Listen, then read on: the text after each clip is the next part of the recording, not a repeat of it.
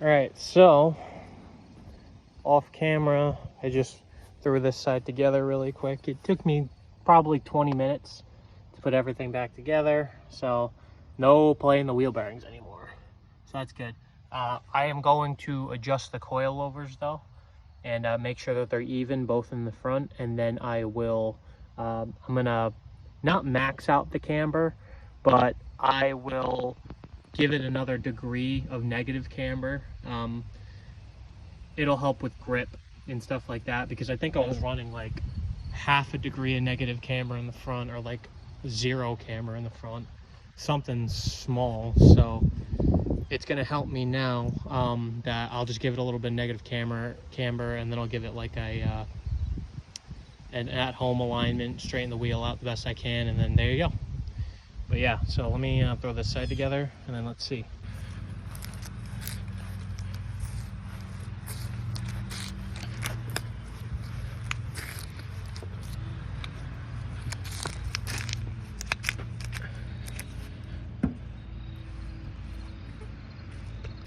All right, I adjusted the coilovers on both sides.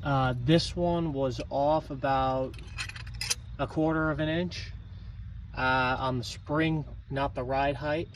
So yeah, so this spring was actually a little loose tolerance than the other side. The ride height was even all the way around. So now it's good. I'm gonna go ahead and throw the wheels on and then get to doing the camber, and I'll show you how I'm gonna do that. All right, there's people, so I'm going to talk quiet.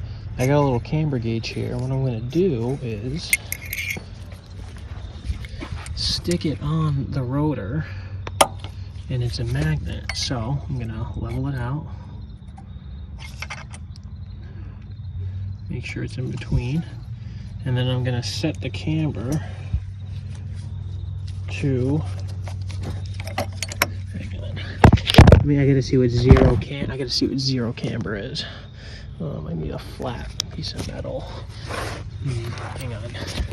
All right, never mind. So scratch that idea. So what we're gonna do here is we're gonna give this an alignment based on these top marks right here. Now I'm pretty sure they're even on both sides.